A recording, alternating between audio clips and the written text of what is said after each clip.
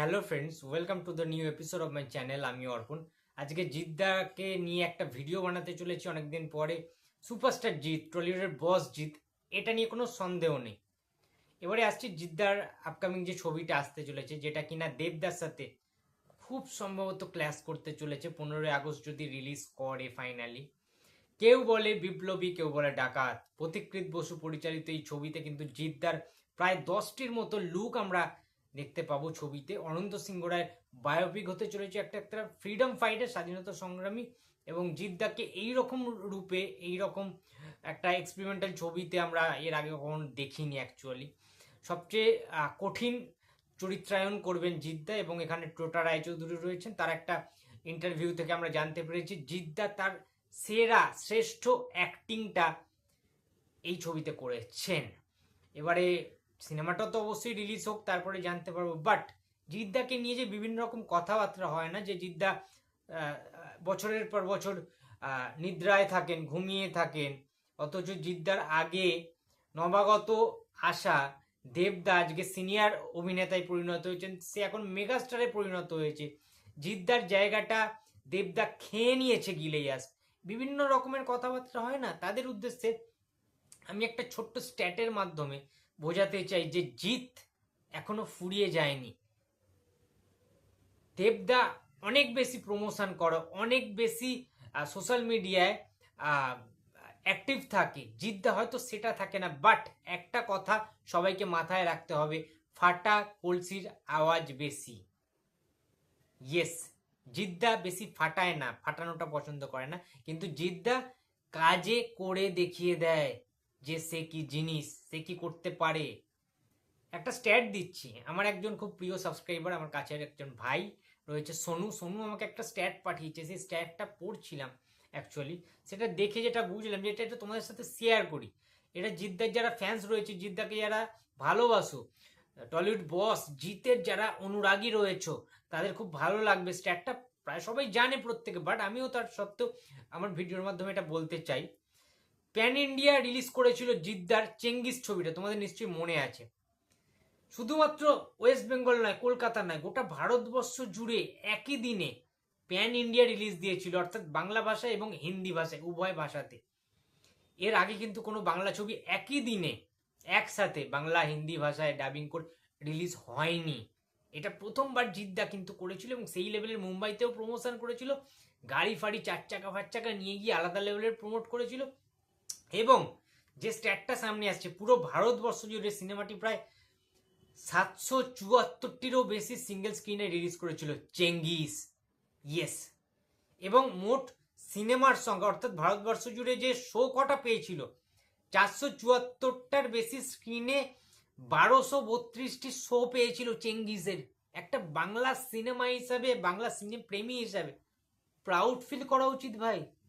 এর আগে, জিদ্দার আগে কোন বাংলা ছবিটা একসাথে এইভাবে এতগুলো স্ক্রিনে, এতগুলো হল জুড়ে, এতগুলো শো রিলিজ করেছিল?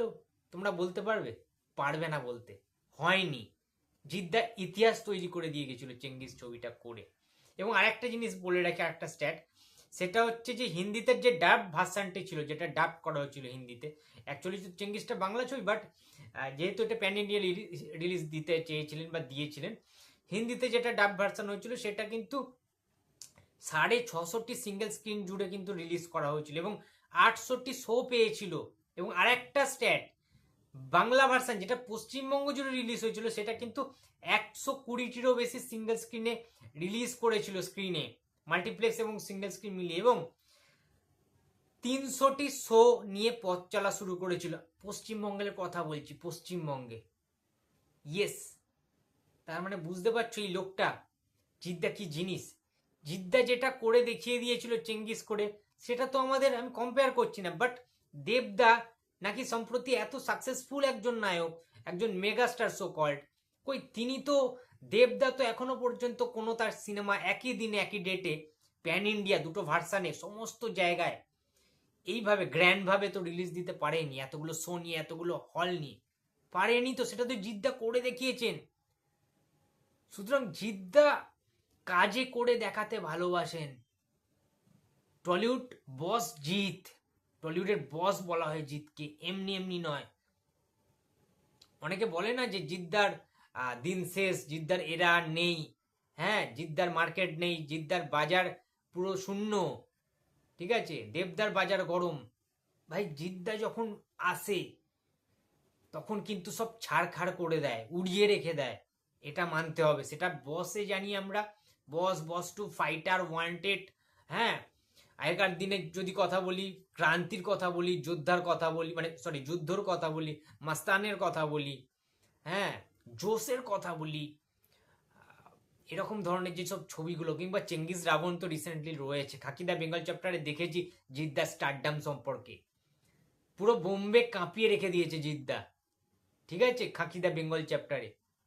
তোমার নিশ্চয়ই মনে আছে অর্জুন মৈত্রের যে ক্যারেক্টারটা জিদ্দা প্লে করেছিল। সুতরাং কেউ বলে বিপ্লবী, কেউ বলে ডাকাত সিনেমাটা যদি দেবদার দেশু, সরি, দেবদার ব্যাট বাইক অ্যাম্বুলেন্স দাদার সাথে ক্ল্যাশ করে, জিদ্দার এতটুকু ক্ষতি হবে বলে মনে হয় না। বাট যেন কোনো জিদ্দার সাথে পলিটিক্স না করা হয়, নোংরা খেলাটা, রাজনীতির খেলাটা যেন না খেলা হয়, সঠিকভাবে যদি শো দেওয়া হয়, হল দেওয়া হয়, তাহলে কিন্তু জিদ্দা, কেউ বলে বিপ্লবী, কেউ বলে ডাকাত সিনেমাটা দিয়ে আবার ইন্ডাস্ট্রিতে কাম ব্যাক করবে।